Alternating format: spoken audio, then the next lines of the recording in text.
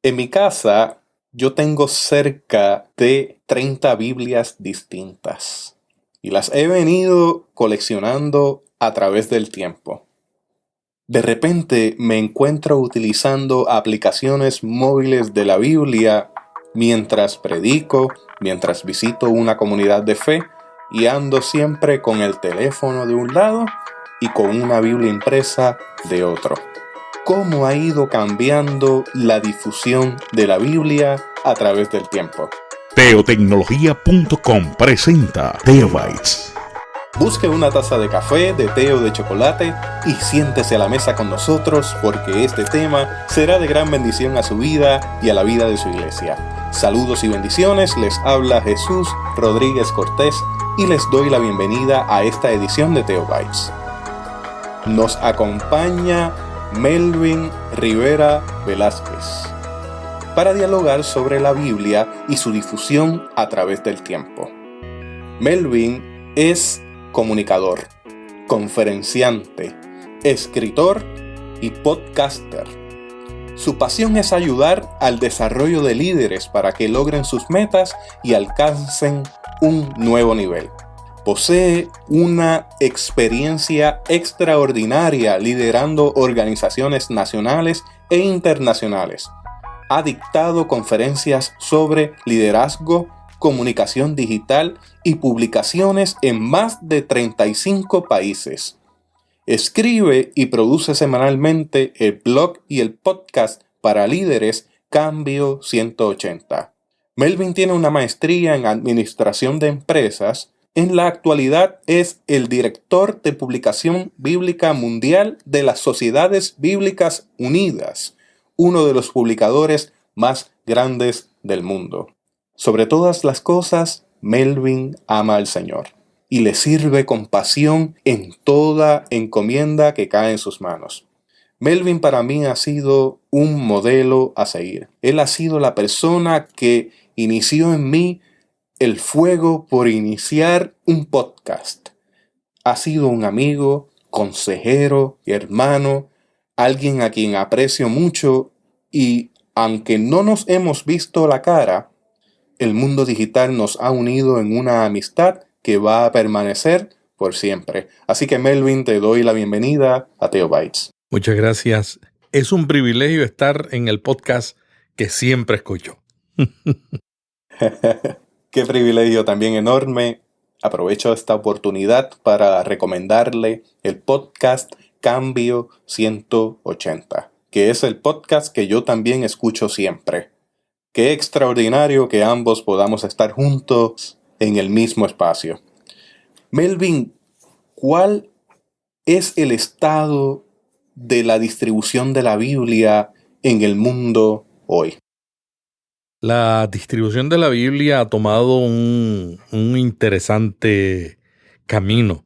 Por ejemplo, el año pasado en todo el mundo las sociedades bíblicas distribuimos 34.4 millones de Biblias. Y uno diría, bueno, pero estamos viviendo en la época de los mileniales ven la Biblia como un libro antiguo. Sin embargo, aun cuando la tecnología está en todos los lugares, hay más teléfonos celulares que inodoros y que cepillos dentales en el mundo.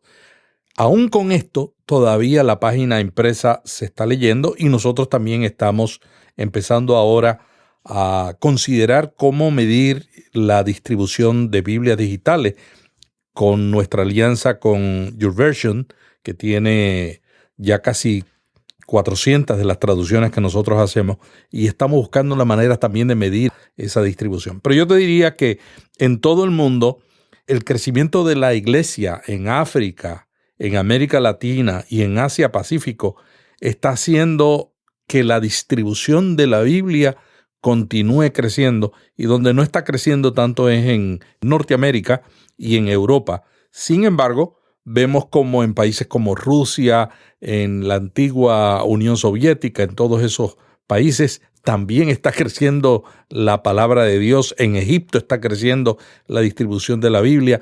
En países musulmanes como Indonesia, que es el país más grande del mundo, con el porcentaje más grande del mundo con musulmanes.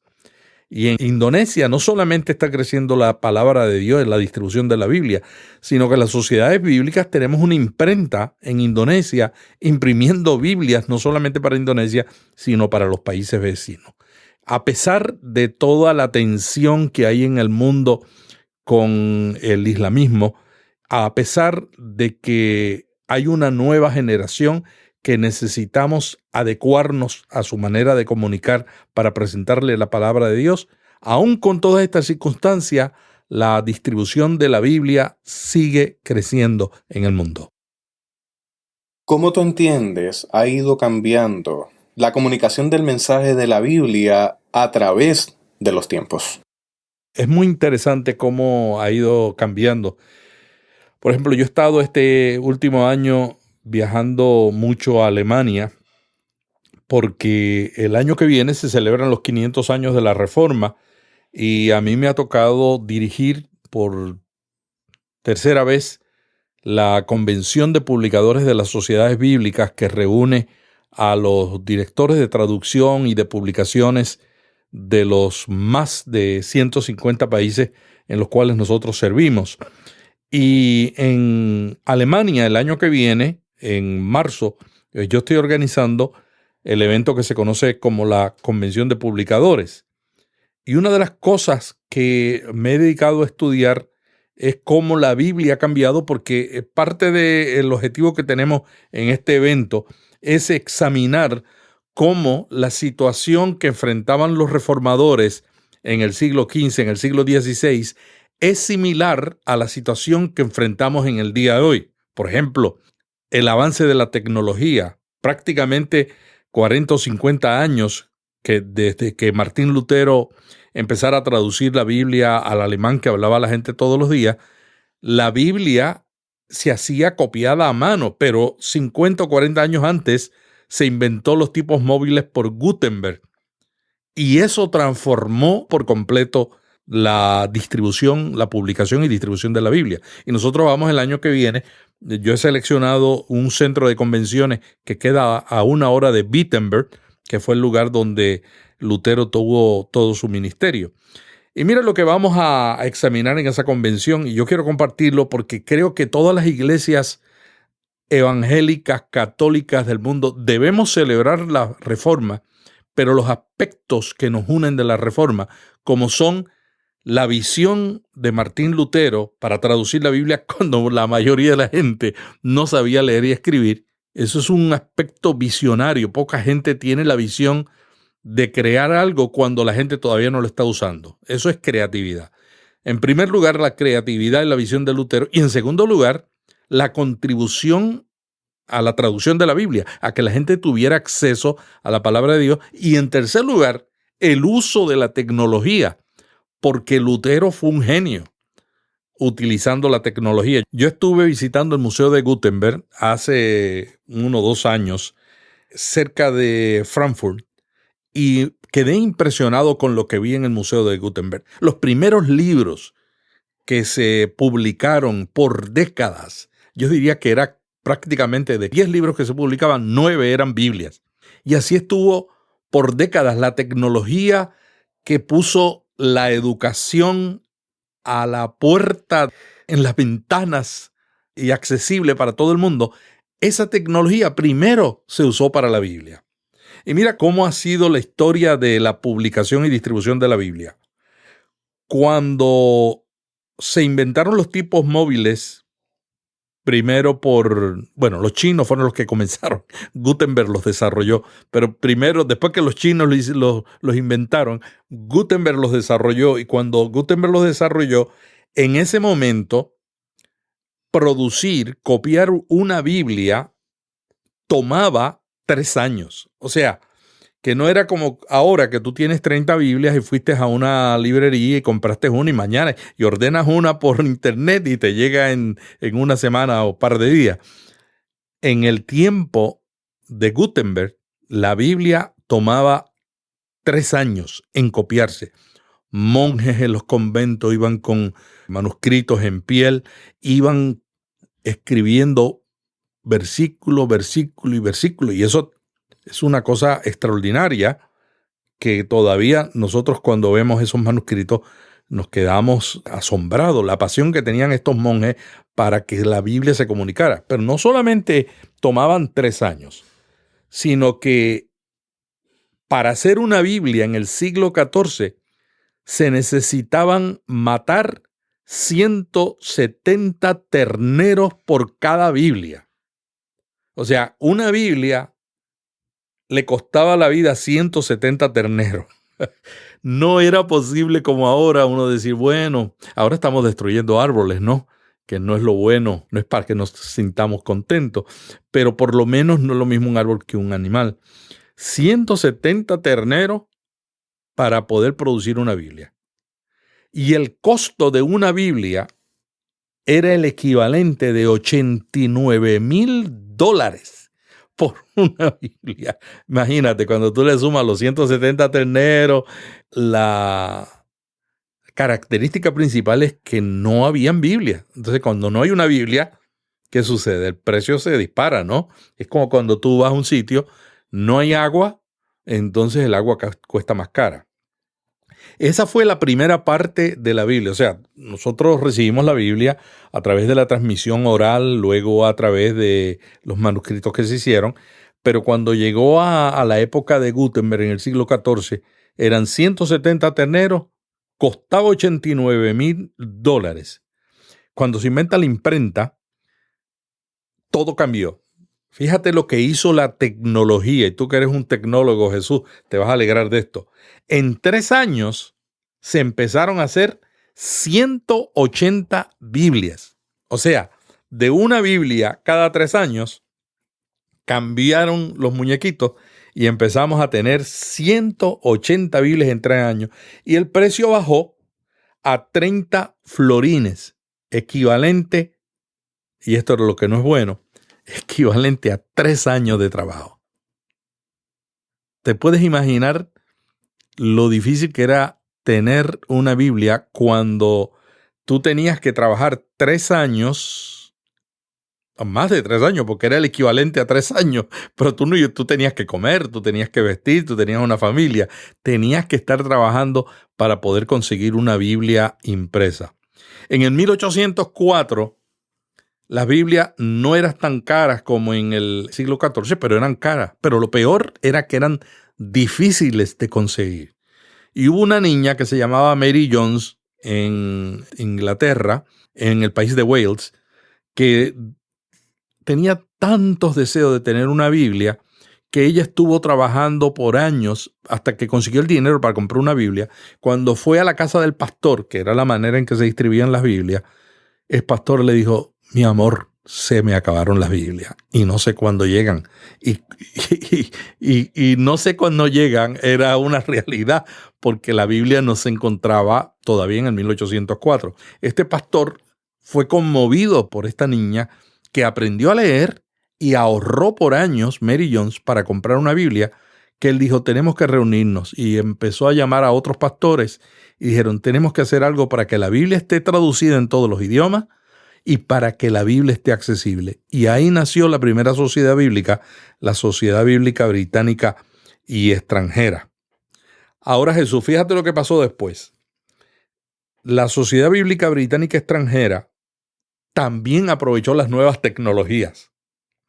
Uno dice, pero es que la tecnología, hay gente que cree que la tecnología no es de Dios. La tecnología es de Dios. Dios le dio al mundo la tecnología. Y la Sociedad Bíblica Británica lo que hizo fue tomar las tecnologías nuevas, como la impresión en presas con energía de vapor, con placas de metal y papel más barato, y enlazaron esos con la impresión de volúmenes más pequeños e iniciaron un trabajo. Empezaron a hacer Biblias ya, no como las que se hacían en la imprenta de Gutenberg, que se necesitaba un truck para cargarlas porque eran grandísimas, sino que empezaron a hacer Biblias de unos tamaños más manejables, ¿no? Y enlazaron esas impresiones en volúmenes pequeños e iniciaron un área en el trabajo editorial y de traducción de la Biblia. Entonces, de ahí en adelante es que nosotros hemos tenido el desarrollo de la traducción y la publicación de la Biblia. Tenemos casi 500 traducciones completas de la Biblia, aunque hay 6,000 idiomas en el mundo, muchos no están en uso o están en desuso. Y nosotros ahora mismo estamos traduciendo 100 traducciones de la Biblia en 100 días, que es un reto, terminarlas en 100 días, porque las empezamos hace tiempo. Y ese reto lo estamos tomando con mucho ánimo. Pero ¿a dónde nos lleva esto, Jesús? Esto nos lleva a que la combinación de los líderes de la iglesia de una visión, o sea, creerle a Dios y ver oportunidades donde los demás ven retos, donde los demás ven barreras, nosotros ver oportunidades. Tener una visión. Número 2, aprovechar la tecnología y tener en el corazón de uno principalmente el deseo de que la gente reciba la palabra de Dios y no tanto el liderazgo que está tan de moda hoy de primero yo, segundo yo y tercero yo. Yo creo que si nuestro liderazgo tuviera esos 3 factores de visión, tecnología y centralización en el otro y no en mi ego, yo creo que el mundo sería diferente porque en la iglesia tendríamos líderes más activos y logrando cosas como las que hicieron los reformadores. Yo creo firmemente en una misión dentro de ese mundo tecnológico que puede llevar a cabo esa visión, de enlazar y de echar mano de estos sistemas para provocar cambios y entregar los mejores materiales que podamos entregar. Melvin, te escuché recientemente hablando con Loida sobre el reto de los millennials y si leen o no leen. El asunto es que sí leen, contrario a lo que muchas personas podrían decir. Mi hija es millennial y todos los días, varias veces al día, ella tiene en su mano un libro que carga a donde quiera que va y que lee. Así que sí están leyendo. En ese sentido, esto me lleva a preguntarte, dentro de este mundo tecnológico, esta difusión bíblica, ¿cuáles son los retos más significativos que enfrenta la difusión de la Biblia en el mundo? Mira, yo te diría que los retos más significativos es, para mí, y esto mucha gente se va a sorprender, es el gatekeeper. O sea, nosotros trabajamos en alianza con las iglesias. Las iglesias tienen que ponerse al día en la tecnología y en los retos que tenemos con las audiencias como la generación milenial y la generación Z. Los muchachos están recibiendo la comunicación a través de juegos, a través de aplicaciones, a través de libros impresos, a través de ebooks, a través de YouTube. Si nosotros no entendemos que hay un solo mensaje y muchas puertas, y la iglesia empieza a trabajar no solamente encerrada en las 4 paredes, esperando que vengan todos a mí, ¿entiendes? Sino salir a buscar al desamparado, al abandonado, al necesitado, y salir a buscarlo a través de las redes sociales, a buscarlo, pero a buscarlo con el objetivo de unirlos a una comunidad. Una de las cosas que no ha cambiado es la importancia de la comunidad. Y para mí, la comunidad más importante en este siglo es la iglesia. Porque tú no tienes otro lugar. Por ejemplo, los que vivimos en Estados Unidos y que llegamos de inmigrantes de otros países. Yo vine de Puerto Rico y cuando yo llegué me di cuenta que en este país todo el mundo trabaja independientemente. No hay un sentido de comunidad como el que tenemos en nuestros países latinoamericanos. La iglesia es la que nos provee ese sentido de que es un grupo de apoyo. Sin la iglesia, yo no sé cómo la gente llega a este país y sobrevive, porque la primera generación es la más que sufre, sobrevive con esa circunstancia. La iglesia tiene que reforzar el sentido de comunidad, pero no una comunidad encerrada, donde tú vienes, yo te miro y de acuerdo a cómo tú estás vestido, de acuerdo a cómo tú dices amén, aleluya, gloria a Dios, yo te voy a admitir, sino hacer lo que hizo el Señor, recibir a todos, vengan con sus cargas, vengan todos como están vestidos, como están con sus cargas, con sus problemas, que yo los voy a recibir. Y salir a buscarlo, ¿no? Salir a buscarlo. Y salir a buscarlo usando las tecnologías que ellos utilizan. Los jóvenes, según varias estadísticas, los adolescentes, 40% de ellos están leyendo libros impresos, pero no leen todo libro impreso. Ellos leen ciertos libros impresos. Los ebooks también hay gente que los lee, pero no todos los leen en ebooks.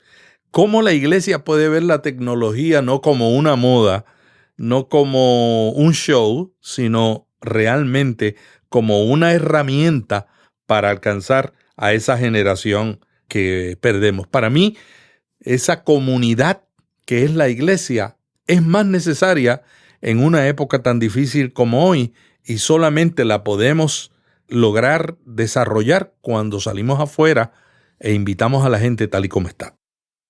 Melvin, los medios digitales han ido cambiando la difusión. Te pregunto, ¿cómo esos medios digitales están cambiando la difusión del mensaje de la palabra de Dios? Hay varias maneras. Las aplicaciones tienen sus ventajas y tienen sus desventajas.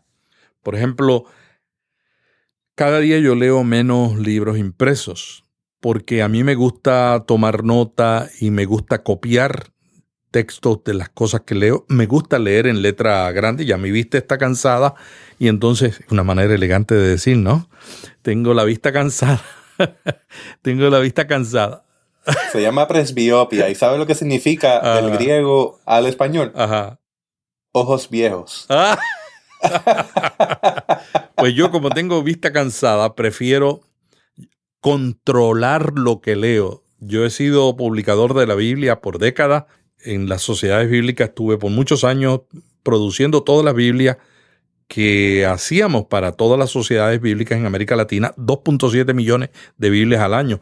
Ahora estoy a cargo de la estrategia y capacitación de los 150 países del mundo. O sea, yo vivo en la página impresa. Yo estoy desarrollando y visitando imprentas en China, en Corea, en Alemania, en España. Mi mundo de trabajo es la palabra impresa, pero mi contribución a las sociedades bíblicas y a la iglesia yo la veo llevándolos a otro punto, y es a ver lo digital no en contra de lo impreso, sino al lado. Ahora mismo nosotros estamos desarrollando una aplicación que hemos lanzado recientemente en Brasil, donde tuvimos 45,000 descargas y ya está en español. Se llama Biblia Plus. Es una aplicación que tiene 3 características. Yo te diría que ¿cómo se diferencia de otra? La primera es que cuando usted compra una Biblia de estudio, porque las traducciones son gratuitas, cuando usted compra una Biblia de estudio, las notas de su traducción son independientes del texto, lo cual a nosotros nos ha tomado mucho trabajo, porque yo recuerdo cuando yo dirigía publicaciones que hicimos la Biblia Reina Valera 95 de estudio, cuando hicimos la Dios habla hoy, cada notas están de acuerdo al texto. O sea, el texto, una traducción literal de la Biblia requiere un tipo de notas. Una traducción dinámica requiere otro tipo de notas. Bueno, pero esa es una verdad. Pero por otro lado, es una desventaja. Es una desventaja de que tú tienes que, para hacer un estudio bíblico o estudio de un tema y prepararte para dar un sermón o una clase, tú necesitas poner 4, 5, 6, 7 Biblias encima de tu escritorio e ir, ¿qué dicen esta? ¿Qué dicen la otra? ¿Qué dicen la otra? Con Biblia Plus, simplemente con el dedito le haces así de izquierda a derecha, un swap, y tú tienes las mismas notas viéndolas en todas las traducciones, y a lo mejor tu traducción favorita no tiene esa Biblia de estudio. Entonces estamos empujando esa aplicación porque esa es su característica principal. La segunda característica es que es rápida. Y la tercera característica es que va a tener Biblias de estudio, el texto griego, el texto hebreo. Si usted es un estudiante de seminario, usted va a poder ver el aparato crítico del griego en esta aplicación, pero también va a ver todas las notas de las Biblias. Por ejemplo, ahora mismo en Taiwán, la Sociedad Bíblica está haciendo una Biblia de estudio que llevan 10 años, literalmente, 10 años trabajando. Es la Biblia de estudio más completa que yo he visto en mi vida. Pero yo no hablo chino, yo no hablo mandarín. Entonces nosotros ahora estamos trabajando con ellos para que se traduzca al inglés y luego esperamos que en América Latina pues las traduzcan también al español. Entonces, el hecho de que nosotros tengamos acceso a todas las Biblias de estudio de la fraternidad, por lo menos en inglés y eventualmente en español, va a ser un cambio dramático. Pero nosotros estamos muy preocupados, Jesús, con que hay gente que se va a quedar leyendo. Por ejemplo, yo no veo de esos 34 millones de Biblias que nosotros distribuimos al año y que sigue aumentando. Yo no creo que eventualmente la gente va a estar comprando Biblias económicas. Y las iglesias, las Biblias económicas que nosotros producimos en el mundo, en América Latina, por lo menos más de 500,000 de Biblias son de ese tipo. Son Biblias económicas que las iglesias usan para evangelismo. Yo creo que eventualmente las iglesias no van a necesitar eso. Tú lo que tienes que hacer es decir, hermano, ¿quieres leer la Biblia? Préstame tu teléfono. Préstame tu teléfono. Entra a YouVersion y saca cualquiera de nuestras traducciones, o entra a Biblia Plus, la saca las traducciones, pero con la ventaja de que puede ser con notas de estudio y otro material de gran provecho. Entonces, no tiene sentido que, por ejemplo, las sociedades bíblicas de África con las que yo trabajo, precisamente en 2 semanas voy a Sudáfrica a darle una capacitación. En esas sociedades bíblicas, en África, donde la iglesia está creciendo enormemente, Nigeria es más grande que Estados Unidos y la iglesia está creciendo en Estados Unidos, no está creciendo. Aunque la iglesia de Estados Unidos es más antigua, más grande, pero no está creciendo. En Nigeria hay más teléfonos celulares que gente. Entonces yo veo que en Nigeria no va a haber necesidad de una Biblia económica para que la iglesia la regale, sino que lo que tenemos que hacer es entrenar a los miembros de la iglesia a cómo descargar una aplicación y cómo ayudar. Claro, la generación anterior, los mayores todavía necesitan la página impresa, pero esa generación poco a poco va a ir desapareciendo. Entonces nosotros tenemos que concentrarnos en la del futuro sin desatender a la generación de la tercera edad que también necesitan la página impresa. Entonces nosotros lo que estamos planteando es que la tendencia de la Biblia es que van a convivir la página impresa y las aplicaciones, mayormente aplicaciones, porque es más fácil leer la Biblia en una aplicación que en un ebook, van a convivir y eventualmente, y esto que te voy a confesar ahora, no puedo dar la noticia completa, pero la semana pasada estuvimos en una reunión con nuestro colega, el Grupo Digital, y el consultor que trabaja con mi equipo, Nelson Saba, y ya estamos preparando una solución para conectar la página impresa y las aplicaciones, que va a ser bien innovador, pero no puedo dar detalles.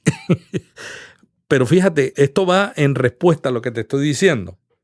La página impresa no va a desaparecer, va a ser por largos años, se va a modificar, como se modificó la radio con la televisión, como se modificó la televisión con el cine, y como se está modificando la televisión en estos momentos con la televisión de Netflix y de Amazon Televisión bajo demanda, y como la radio se está modificando con los podcasts como este. Cada uno va modificando el otro medio. Y yo creo que se va a modificar, pero las iglesias vamos a seguir compartiendo las escrituras en ambos medios, en el medio impreso y en el medio digital, pero cada día el digital va a tomar más fuerza.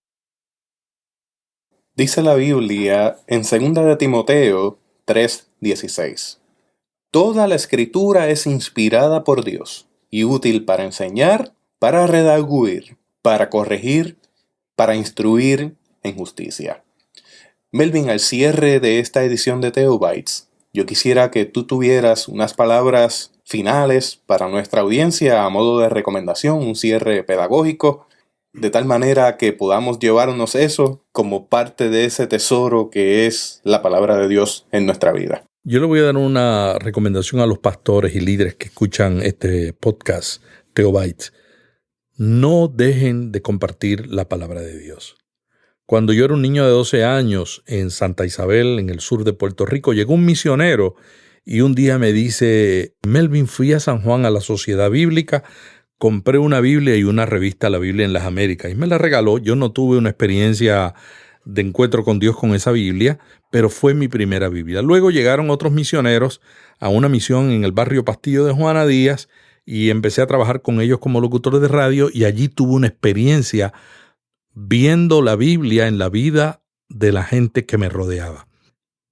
10 años después, yo era el director de la Sociedad Bíblica. 8 años después, yo era el publicador de la Reina Valera del 60 para todos los 20 países de habla hispana. También fui el director de la revista La Biblia en las Américas y ahora estoy trabajando como director de publicaciones a nivel mundial en los 150 países. Una Biblia que usted entrega, usted no sabe, usted no tiene idea de lo que puede hacer. Y no tiene que predicar, y no tiene que dar sermones ni hacer un exégesis. Viva el mensaje que está entregando. Muchas gracias. Muchas gracias, Melvin, por acceder a esta entrevista. Dentro de tu atareada agenda, ha sido un privilegio enorme el conversar con uno de mis mentores. Te doy gracias por todo el esfuerzo que estás llevando a cabo a través de las redes, en tu tiempo libre, haciendo un podcast que, si bien es cierto que ocupa de tu tiempo limitado, también es cierto que nos ha bendecido a muchas personas que te escuchamos. Quiero aprovechar esta ocasión para recomendarle que usted escuche Cambio 180. Puede ir a la página cambio180.com y ver allí todas las notas de cada uno de los episodios de Cambio 180. Igualmente puede visitar la tienda de Stitcher o la tienda de iTunes para suscribirse a este podcast extraordinario. Se los recomiendo, yo lo escucho todas las semanas, al igual que Melvin también me escucha como parte de Theobites todas las semanas. ¿Es así, Melvin? Así es, señor. Me levanto los lunes por la mañana y yo digo, ya el mío lo escuché, ahora voy a escuchar el de Jesús. Te escucho el lunes a primera hora. Hacemos exactamente lo mismo. Hasta aquí esta edición de Theobites. Gracias por darnos el privilegio de llegar hasta ustedes a través de las redes informáticas. Será hasta el próximo episodio. Que la paz y la gracia de nuestro Señor Jesucristo sea con ustedes.